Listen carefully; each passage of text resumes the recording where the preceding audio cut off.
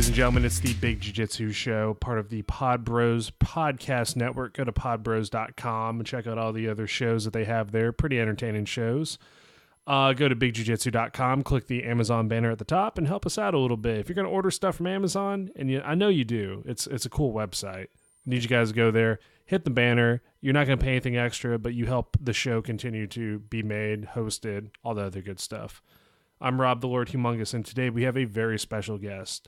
I know we're called Big Jiu Jitsu, so we're going to have one of the examples of being a bigger guy and being very successful at Jiu Jitsu. We have Keith Owen on the show today. So, Keith, thanks for coming on. Pod Bros! Yeah, Pod Bros. Awesome. How's it going? It's going good. How are you doing? Oh, I'm excited. I'm glad to be on your show. Thank you for inviting me. Oh, anytime. You know, I love doing podcasts. Yeah, it's fun. I mean, we're not bound by like any FCC guidelines. So, you know, if you say fuck every so often, that's okay. You know, it's got it. I will too. That's the sad part. I will say it. So I hope I don't. I'm trying to do better, but you know, I don't do it in class anymore. I don't cuss in class, so I try not to cuss anywhere else. But man, I'm like a sailor sometimes. Well, it just means you're passionate about something. That's what right. That's what I was told. Like, you know, if you let a bad word slip, it just means you care about a subject enough that that's right. You're gonna drop the F-bomb every so often. So, hey, like I said, thank you for being on the show. So why don't you let us know, how did you get started in martial arts? Like, was it just in passing, or is there something that kind of led you to where you are now? Well, you know, Rob, I've always wanted to do martial arts. When I was 8 years old, I was like, oh, I want to do martial arts. I knew that was something that I wanted to do in life, but my parents were really poor and they couldn't afford it. And so that was not going to happen. And I remember seeing a karate demonstration when I was 8, and I was like, oh my God, I want to do that. And, it was so cool. And this is kind of embarrassing. I don't know if I should say, I guess I'll share it. I watched the original Karate Kid, and I was like, holy crap, that was so cool. and that's embarrassing. But I did, and it was really cool. And so I got to do martial arts. And so I started taking Kempo Karate, and it was cool. I had a lot of fun in Kempo Karate, but my instructor left in the dead of the night with my money that I had paid him. I had paid him for like a year in advance. You know, he had this Kempo school, and there was, I don't know, 50 people in the school, but boom, all of a sudden he left town, took my money, and it was like, what do I do? And, you know, so I went to another Kung Fu school, stayed with that, got a black belt. And then as I got my black belt in the Kung Fu style that I was in, then I started reading Black Belt Magazine, and Black Belt Magazine had these guys named the Gracies in them. And man, they were kicking the crud out of all these guys who were standing up. And I was like, oh, that's the piece of my game that I'm missing. And, you know, my Kung Fu instructor, when I was, would spar, we would be sparring and people would turn their back, you know, and I was a big fan of pro wrestling back in the day. And I didn't know. I just grabbed the guy around the neck, just like in pro wrestling, and I fell down, put my hooks in, and, I put a choke on the guy. And that got to be so repetitive that my instructor said, you can't do that anymore. And I didn't know. I was like, hey man, this is a really cool move. But this was back in like 1990, I think it was. Gracies weren't even around. I hadn't even heard about them in America, you know. So I was doing that, and I thought, oh, this is working good. So finally, I saw the Gracies doing it, and I had to do it too. I was like, oh, I've got to do this. And I looked around, and, you know, there weren't very many instructors. You know, there's like Craig Kukuk in New York and the Gracie Academy. And my Professor Pedro Sauer, or Master Pedro Sauer now, was in Salt Lake City. And I was like, okay, in Salt Lake City, I live in Idaho. In Salt Lake City, you know, about where I was living was about 3 hours away. So I would go down there all the time. And so I started training, and man, that was 23 years ago, and I never stopped. Wow. I continued on the whole time. Just don't give up. And man, I was watching Hoist Gracie. I remember the time back then watching Hoist Gracie, and I said, man, I want a black belt just like Hoist Gracie. And now this year I just got my 3rd-degree black belt in Gracie Jiu-Jitsu. So living the dream, baby. Hey, living the dream. Congratulations. That's awesome. Thank you. It blows my mind just thinking about it. Just remember seeing that and going, wow, I want to be I want to be just like Hoist Gracie. So like it was just a matter of just sticking with it, keep moving, and now you're here. You're third degree black belt, and that all just came from seeing it. That's amazing just to me. Seeing it, and I had to do it. It was like, I've got to do this. This is the martial arts for me, and I love stand-up martial arts, no problem. If I got to do, because I've always loved grappling. I thought that was so much fun, but I didn't like wrestling. Back in school, man, wrestling was, God, these dudes would just pick you up and slam you, and it was no fun. You had to be super strong, and I've never been a super strong guy. And it was like, man, it was always go, go, go, use more muscle, be stronger. It was just, and, getting pinned on your back. So you had to really, put yourself through hell. And I never liked that. So I didn't, I took a year of that when, no, I don't like it. And I didn't want to do it. And if I hadn't have found jiu-jitsu, I probably still wouldn't be grappling, Yeah. I mean, it's funny how things work out that way. So I know that you say, like, it's a weird joke though. Well, you said you're a fan of like you said, the stand-up martial arts. So was the Kung Fu just like a matter of that was what was available to you after the Kempo, or was it just like, that was what was available. Although, it was fantastic. I loved it. I was glad I did it. It was great. And then I moved on and stand up to my next instructor's name, a man named Joe Cowles. And Joe was a former student of the late Bruce Lee back in Seattle. And Joe lived in a little town that was right close to mine. And I met him and I asked him if he would train me. And it's called Wu Wei. But it comes from the concepts of Jeet Kune Do. It's Jun Fan Jeet Kune Do in Seattle. And Bruce Lee later on went and made Jeet Kune Do. Not to bore you with this, he was kind enough to teach me for about 3 or 4 years in Bruce Lee's martial arts. And Joe, it was cool because he had a joint locks to the trapping too. So I had a whole bunch of that, stand-up martial arts experience. And the thing that a lot of stand-up martial arts guys don't know is, man, gravity doesn't care whether you believe it or not. It can happen. You could slip on the grass, slip in gravel, slip over a parking curb, trip over your own feet, get thrown down. And you need to have some groundwork. Consequently, I think that the jiu-jitsu guys need to have some stand-up too. I mean, because they go, you hear, 98% of all fights end on the ground. Well, 100% of them start standing up. So, that's right. It's good to have both. But I feel a majority needs to be in grappling, man, because gravity being what it is, it will get you if you don't watch out. Yeah, it always seems to be like it. Any street encounter, you watch all the videos online. It seems to be every street encounter you see, people grab eventually. After one person gets hit and they're like, oh shit, I don't like this. They're just going to grab. And like you said, they're just going to fall on the ground at that point. Yeah. You get super tired. You start out like a beast and you're throwing wild haymakers at people and you get tired. Pretty soon you're going, oh man, I'm going to hug this guy so I don't get hit anymore, like you said. And, then you better have something to back it up. Absolutely. So something that I have in my mind for just, I drive an hour Tuesdays and Thursdays down to Kaiserslautern to teach at the gym down there. What's it like driving 3 hours though? Like what kept you not, just saying, screw it, I go back home. It's a 3 hour drive. There's nothing, that's not a small drive. Like what kept you like occupied in those 3 hours? Oh, well, the voices in my head really helped me a lot.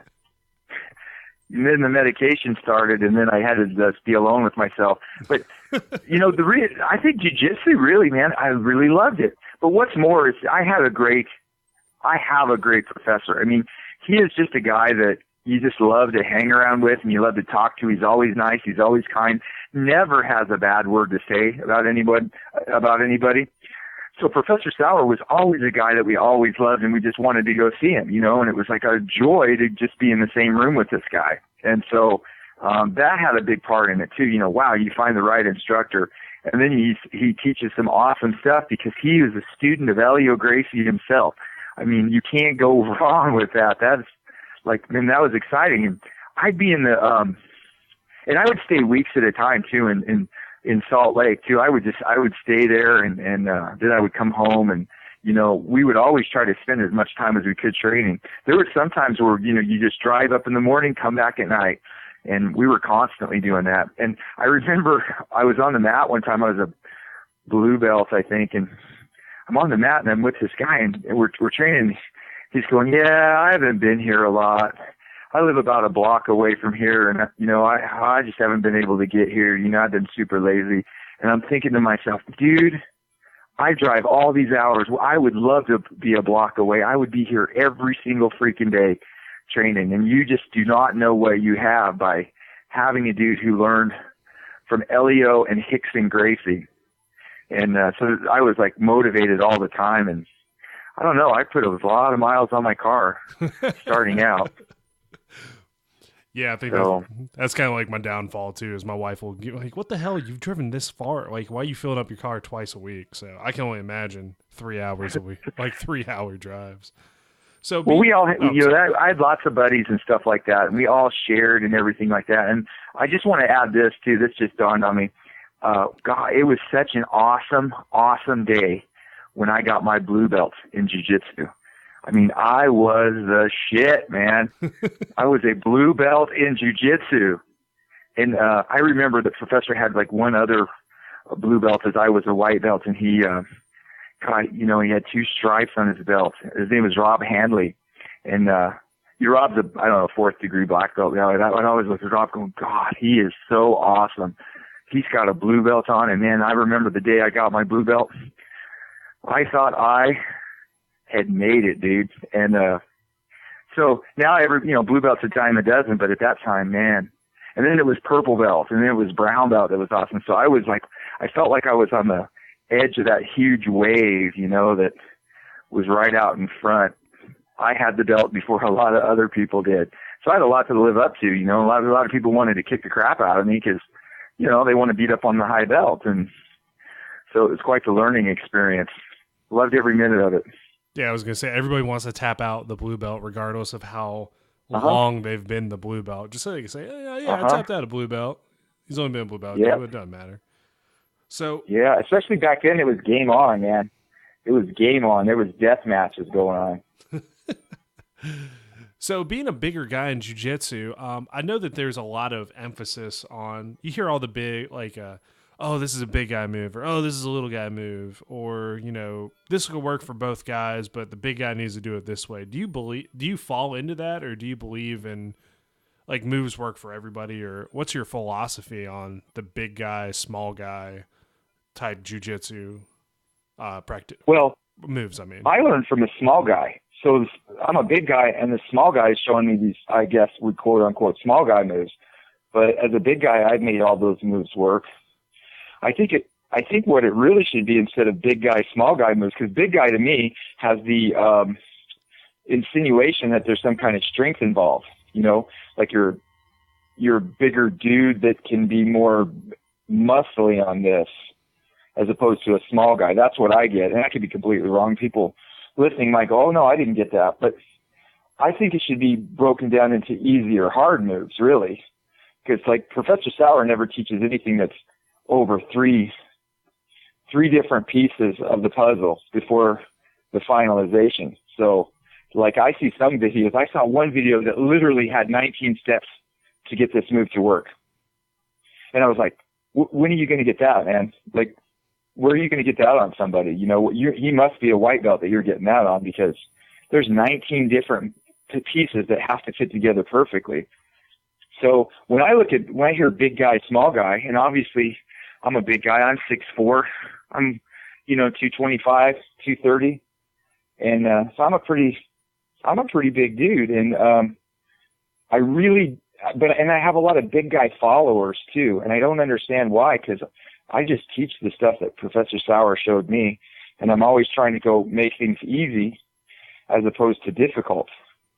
Being a big guy in jiu-jitsu is, I think, more of a curse than it is a blessing, to be honest.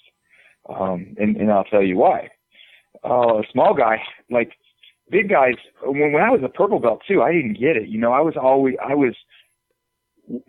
My whole game was centered around, we would we would shake hands and we'd be on our knees and go, and I would try to get on top as much as I could. That was my whole goal. I had to get on top. And I always said to myself, yeah, well, I'll learn the bottom game later, because once I get on top, as a big guy, I'm able to hold a dude down. But the problem is, a lot of big guys, when they're doing stuff, they're like, say, side control.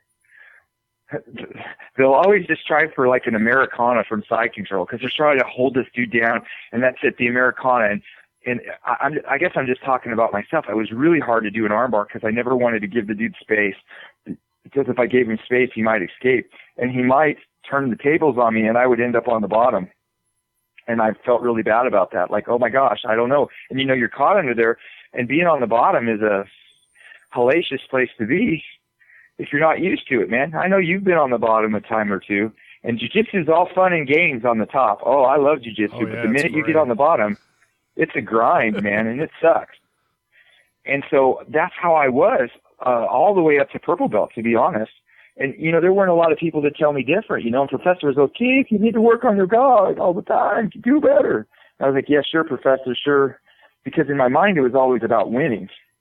I had to win, so I looked good. So, people thought I deserved this belt, and I wouldn't look bad in front of the guys that I taught. And what was happening was that I was postponing my true learning, or I was making my true learning suffering. And what I mean by that is that I needed to be on the bottom. And as a big dude, it's cool in the sense of the cool thing about it is that we get to choose to be on the bottom. Because a lot of times as a big guy, you can throw, a lot of people are smaller than you when you grapple, which again can be a downside because there's not really a lot of guys your size typically. So you're always grappling smaller guys. Well, smaller guys are always having to grapple big guys, so it works out better for them.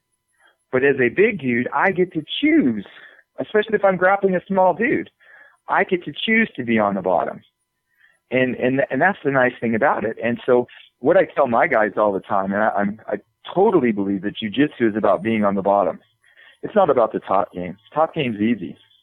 It's about being on the bottom. And when you choose to be on the bottom, you go, you know what? I'm just going to be on the bottom all the time. It's going to suck at first. I promise you. It will test your will and whether you want to keep doing jiu-jitsu. But pretty soon things will happen where you'll start to really get better at it. And start with side control, then start with guard if you want to, and then the mount, and let people mount on top of you and just try to get away. And the only time you can get on top is if you sweep them.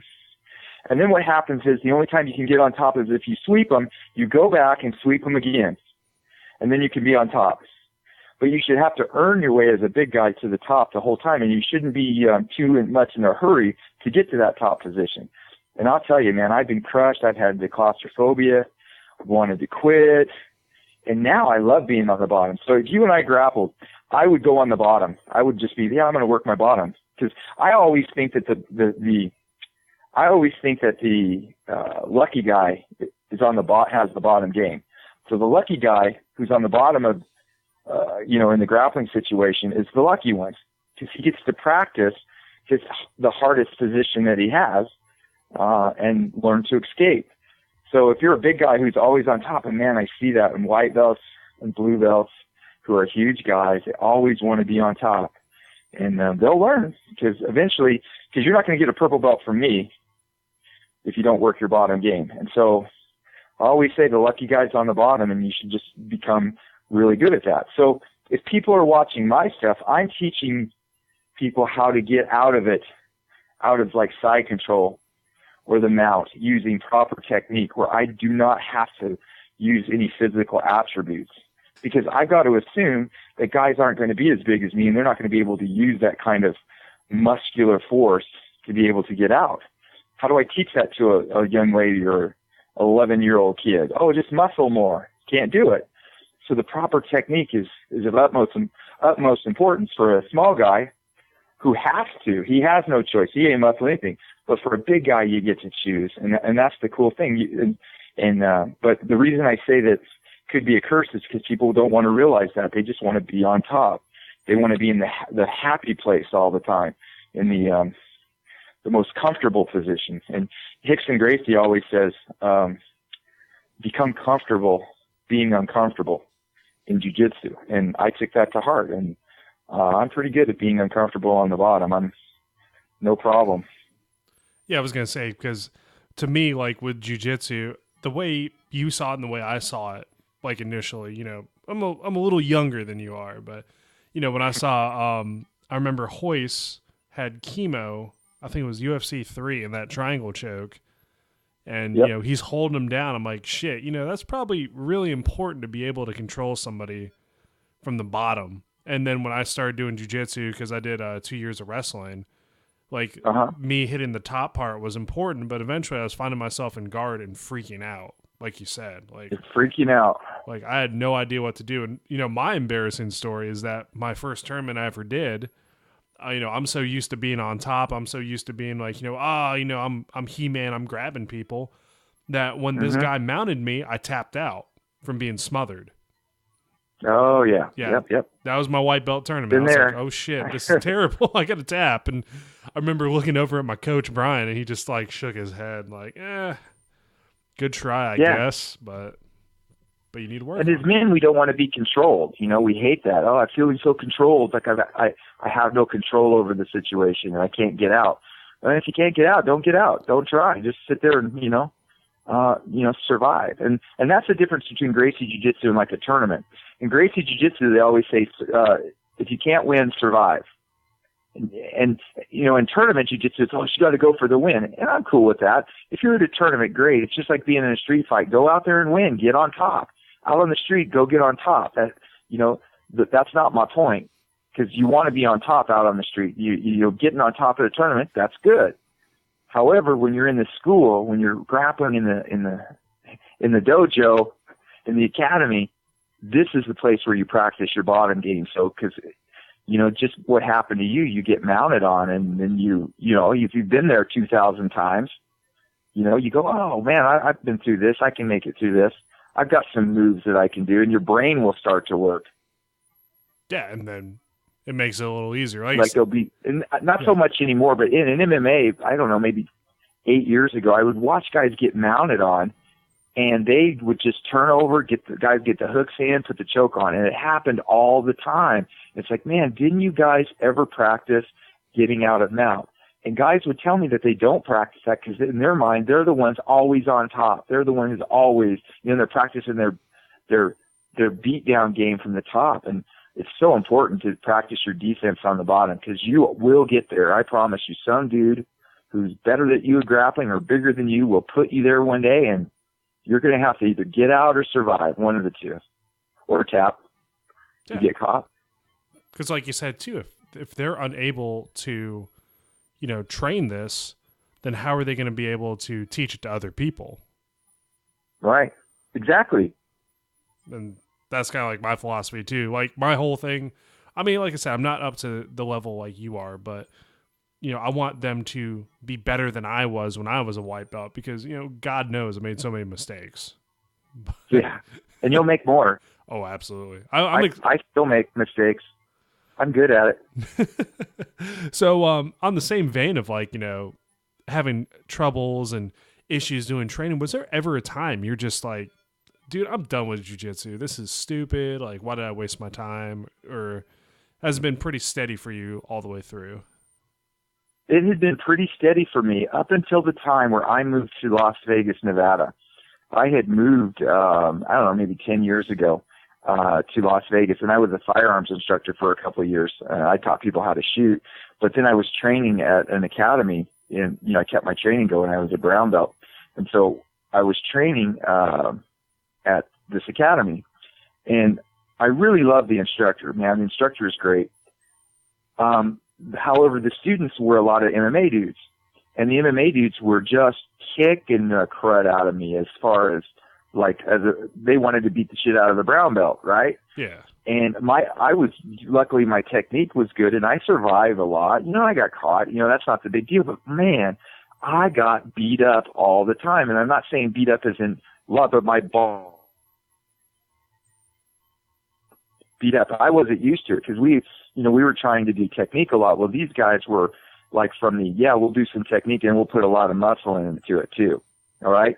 And typically what happened was it was like a revolving door, of guys coming in and out, and everybody was getting hurt, and including myself, man. I remember going home and sitting in my hot tub one day, and a lot of times when you sit in your hot tub that you feel better when you get out. There were times where I would get in and I get out and I was not even anywhere close to better. I was hurt all the freaking time. And, it was very, very grueling. So there was a time there, where, I wanted to quit for about a half an hour. Literally, there was a time where I was like, I just remember going, man, I'm done with this. I can't take this anymore. This sucks. I was, close to my black belt, and I said, you know what? And I realized why a lot of brown belts quit, because you don't think that they would, but there are a lot of brown belts who give up and don't. I don't know why, but I had that feeling too. And literally for half an hour, if you asked me in that time, I would have said, nope, I'm done. I'm done with jiu-jitsu. And then a half hour later, I was like, man, you can't give up right now. And really, getting your black belt is about not giving up, saying no matter what happens, I'm going to continue on. God, I got hurt a lot. I got my leg broken by Frank Mir. Frank was nice enough to do that on accident during training. Yeah. And a lot of MMA dudes, and oh my God. And I thought about quitting there for about a half hour, and that was the only time that I ever thought that. I slapped myself and said, no way, I'm not giving up. I'm going to get this black belt.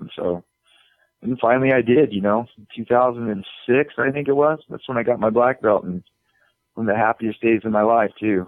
And now I know I can do anything. I can do anything I put my mind to, within reason. Oh yeah, absolutely. I mean, flying off a building's one thing, but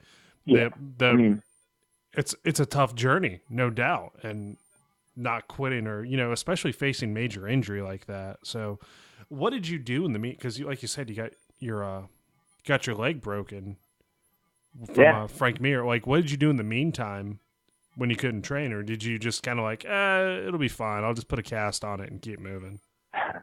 No, it hurt like hell. That was one of the shittiest times of my life, being in the cast too, and I was just sitting there in a cast and popping pain pills, man, and I ballooned up, and I was out for, 4 months, something like that, 5 months.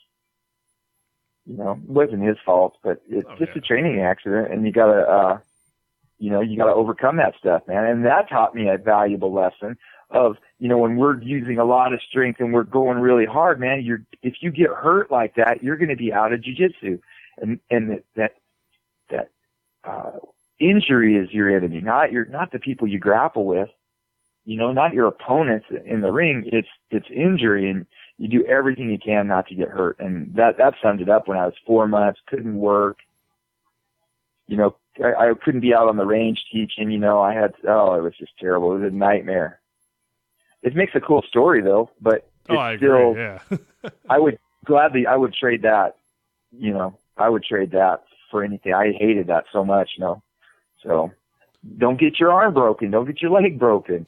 Don't get shoulder surgery. You got to protect yourself. If you want to really be a black belt, you got to, don't get injured where it ends your career, And if you do get hurt, come back, but you have all these forces going on against you. You have your spouse saying, really, you hurt yourself again? We have to pay this amount of money for, whatever, hospital bills or rehab, or we're going to lose this money because you can't work. I mean, it's tough, man.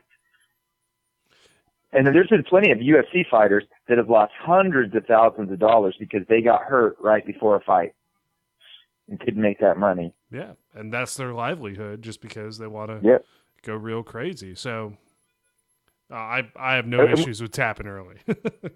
Yeah, and we sit here and talk, you got to be a man, you got to be tough. Hey, it doesn't take a man to get hurt. It doesn't. All right.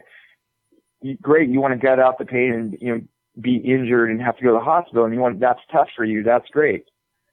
Fine, but I'd rather be smart and not get hurt. I'm done with that. After getting my leg broke, and I've heard so many things, that's what I tell people is don't get injured. And that's why good technique is super important, because it will help you to not make your muscles explode when you're trying to push somebody or or lift somebody up in the wrong way. Yeah, all important stuff. So aside from tapping and training smart, is there any other advice you can give to not even just a big guy, but somebody in general through their jiu-jitsu journey? Yeah, what you think is the real truth and what you hear in lots of publications and things like that isn't necessarily the truth, man, in jiu-jitsu. I hear there is a concerted effort for, people to control how other people think. So you'll buy their stuff, so you'll do this, do that. I really believe, and I'm of the opinion that what I hear a lot, I hear a lot of stuff about training, and it's always geared to the 21 to 26-year-old kid that's got, the heels in a day and everything's cool, and it's all focused on that, and it's all typically focused on tournament competition, and 99% of the people are never going to go to the Worlds and compete, but yet they still have that attitude. And what happens is they get injured, and they get, they don't come back. They don't come back in jiu-jitsu. And if we're going to make jiu-jitsu one of the greatest martial arts in the world, because, I'm not going to say anything about this, but there are several martial arts in the world that I think are really crappy and that take people's money and don't really give any self-defense whatsoever. And if we could teach young ladies and the weaker people how to do jiu-jitsu so that they can defend themselves, man, we're really improving people's lives. And the trouble is that people come to the schools, and what happens is they get the crap kicked out of them right off the bat. And now it's not even about a weak person becoming strong. It's about how much pain you can take right off the bat. And if you can't handle any pain, you're going to leave. Well, and some people are going, yeah, that's how it should be in jiu-jitsu school. Well, the problem is what happens, it's not getting your ass kicked that's the worst thing in jiu-jitsu. I want to tell you what the worst thing in jiu-jitsu is not having anybody who can kick your ass. You're the brown belt, and there's nobody in the school that comes close to tapping you out or even giving you a hard time. Why? Because what happens is it's a revolving door where all these guys leave and new white belts come in, but they don't last very long, but you're the one who stuck it out. And now training is boring. There's no one to really grapple with. And what we want is we want a school of these guys that will really challenge you. The problem is getting them in is going to be getting them in and not getting them hurt and getting them on their way where they'll keep going is an important factor. And jiu-jitsu has to deal with that. And a lot of schools are not dealing with that at all. They're just, like they did back in Brazil, to come in, if you survive, you can take class, and you're going to get your ass kicked every single day. Well, and there's something to be said for that. That's cool. I got my ass kicked every single day, but I'm psycho too. I liked it that way. There are a lot of people that don't like it that way who would be good at jiu-jitsu. And if we want jiu-jitsu to go mainstream, we have to have a way to get people in where they're not getting the shit kicked out of them and not getting injured so much.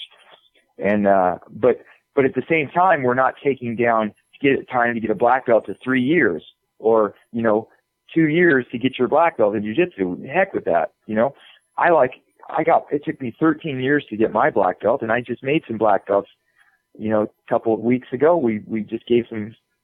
We awarded some black belts. They earned it. I awarded it, and it took them 10 years to get their black belt. But we have to get people from the beginning to the end without getting injured, without getting beat up, without losing their motivation. And that's going to be important. And I think the instructors have to play a role in it.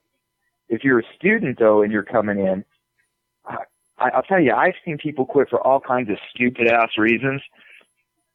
Some of them quit because the instructor didn't call me enough. He didn't care enough about me. It's like, man, you should be focused on jiu-jitsu and not what your instructor thinks about you or anything like that. You should be like, I'm coming here for the jiu-jitsu.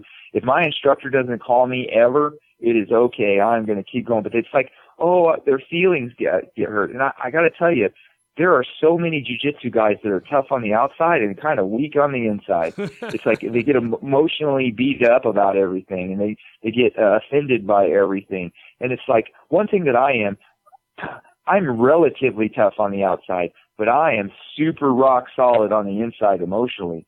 And I really think that's what it takes to get your black belt in jiu-jitsu, is that you're emotionally strong. and being able to handle getting your ass kicked every day. So if you're a white belt, and I'd like to think you come in and you get your ass handed to you, but you need to be a dude that will sit there and go, I don't care, I love this, I'm going to keep going, and I don't care what it takes, I am going to get a black belt in jiu-jitsu. And that's what I did. I said, I don't care, I'm going to get this black belt in jiu-jitsu. I'm going to be, I want to be just like Hoist Gracie when, back in the day. And then I wanted to be like Hickson Gracie. And now I just want to be me. But I kept on going, and I never gave up no matter what happened. And it's very difficult because it can be brutal, and it's really compounded if you get hurt. So I don't know if I answered your question or not, but being tough emotionally, I think, is just the key to this. If you're, no matter what, I'm going to do this. I don't care, my wife better be on board with this. I mean, if not, we're going to be talking about it. No, don't get married to a woman, or don't get married to a guy that doesn't approve of your jiu-jitsu, because you're going to end up quitting, man. You're going to make it hell for you. Yeah, I've seen that. They got to be on board too. No, that absolutely answered the question. Like, it's good advice that I think everybody needs, and especially the relationship stuff. It's important as well. You gotta have somebody who's going to be there to support you through.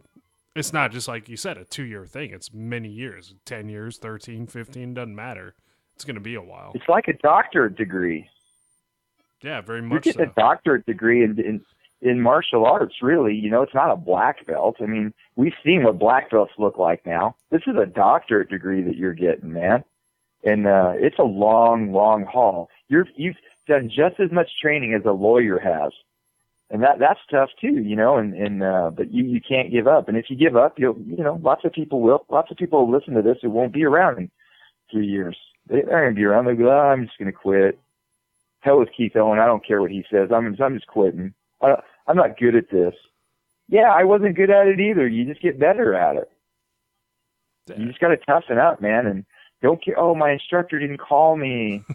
Oh, people are looking at me weird when I come in class. Oh, it's like, and God help you that, the remote control will start to talk to you. Please stay home, watch TV, don't go to class. Yeah, don't complete your goals Don't complete your goals, yeah. And some of you don't want a black belt. Okay, well, just come till you're a blue belt, get training. Stay till you're a purple belt after that. Then stay till you're a brown belt. Oh, well, hell, I'll stay till I'm a black belt. But, at least complete something before you quit. Don't quit from white to blue.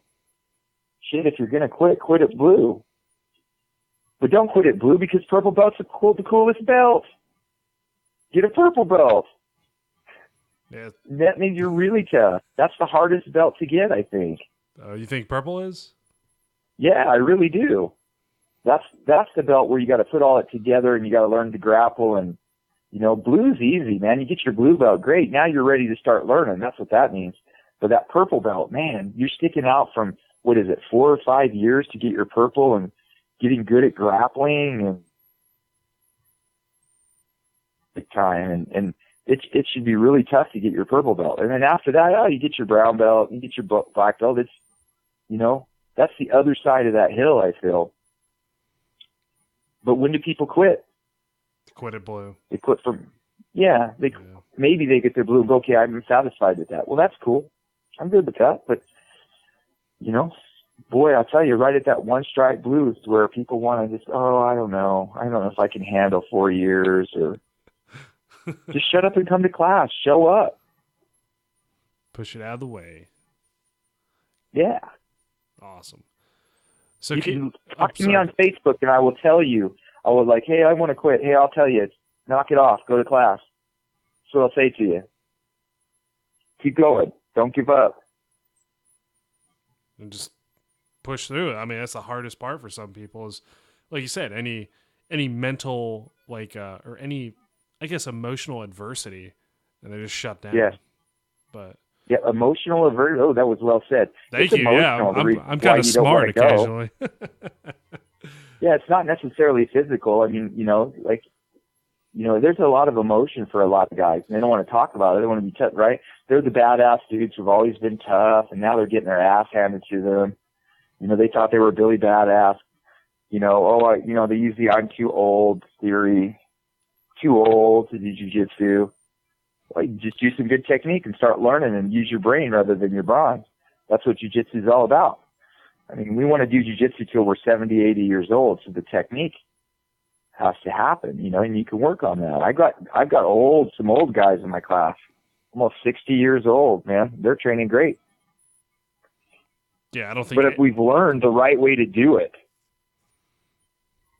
and that's what I was saying about how people are getting lied to when they read. So they think there's a different way. There's a certain way to do jiu-jitsu, and when you do it right, you can do it all your whole life. And they don't understand that, and that's why so many people quit when they're, they'll get a black belt and then they'll quit jiu-jitsu because the younger guys are kicking their ass. They're going, I'm not as good as I used to be. Yeah, because you spent your whole life using athleticism when you should have been finding the real jiu-jitsu that's there under the surface that people don't really realize. If I just weightlift more and I take more steroids and I, exercise all the time, I can be tough and beat people. That's not how it is, man. Yeah, Did I go off on a tangent? I don't know. No, hell no. Like, no, it all makes sense. And it's good because it's a lot of stuff people face. I mean, and this is stuff I've heard before too. Like, not from you. I mean, like problems. Like, I'm too old to start jiu-jitsu. I'm like, nah, I don't know, man. Right, well, like, I don't think that's a really good excuse. I think there's something else going on. Like you said, like nobody wants to get beat up. Nobody wants to be the tough guy and show up somewhere else and get their ass beat. Yeah, and I just came on this program to tell people the truth because I want people to stay in jiu-jitsu. And, you want to take the easiest way in jiu-jitsu, and not the maximum hardest way. It's so many, and nothing against wrestlers, but the guys quit wrestling. It's amazing they quit wrestling at 22, 21, they go to college, but you don't see wrestlers at 35 and 40 doing wrestling. Hey, let's do collegiate wrestling in our garage.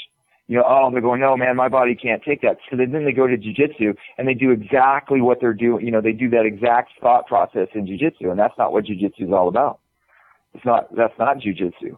Jiu-jitsu is about the good technique, which we could talk for hours on what good technique is, but it's the right angle with the right leverage using proper body mechanics rather than sheer brute force. Right. And they don't understand that. And I want people to know that, and because it all ties back to, big guy jiu-jitsu. No, man, big guy jiu-jitsu should be small guy jiu-jitsu. It's good technique. I just have the bigger body to do it, but it should have that awesome technique because I am going to grapple people that are bigger than myself and I need to learn how to survive. And God, there's been times I've had to survive, man. And I walked away. Well, I didn't get tapped. I felt good about that. I'm, 15 years older than this dude, this third-degree black belt that I'm grappling with right now, and I survived against him. Great. I feel pretty good about that, As well you should. I mean, like you said, that's the whole point of it. So. Yeah, that's the whole point of it, and people feel like, if I just put some more, if I were just faster, if I were just a little more strong and more athletic on things, and that's not how you do jiu-jitsu. And that's why I think we're being lied to a lot, about it. It's all, time limits and things like that. And there's nothing wrong with tournaments. I highly urge everybody to go to tournaments. But just when you're in your school, there's a different way to train. And if you're going to tournaments all the time, great, go do tournament training. That's cool. But your base should be learning how to survive under there. And, when a dude is like 4 times that, I'll tell you what, it's the absolute division that's king. I love the absolute division. There's no bullshit in absolute division. It's like, and then we wonder why a lot of smaller guys win the absolute division. It's because they've been grappling huge guys their whole life. Yeah. That's why it's so cool for the small dude. And then they just go to business as normal when it's their turn to fight the big guy. Yeah. Yeah, it's no big deal. Absolute's no big deal. So yeah, I see a lot of smaller guys win those absolute divisions, and I don't know, I could be wrong. I don't know, the percentages, but that shouldn't be happening. Yeah, from like a physical, like a normal physical standpoint, it shouldn't be happening, but it does. Yeah, like normal physical standpoint. Yeah. I remember too. I've been a huge guy. I've been big, and Professor Sauer is pretty small. He's not super short, but he's not a big man. And God, we'd be grappling, and he would be like, "Okay, Keith Owen, I'm going to choke you now." And I go, no, Professor, that's not, and then he choked me, and it's like, crap, man. And I know it's coming, and I couldn't stop it. And it's like, I cannot believe that you're telling me that you're going to choke me, and the technique that you're using to get it in there, I just can't stop it,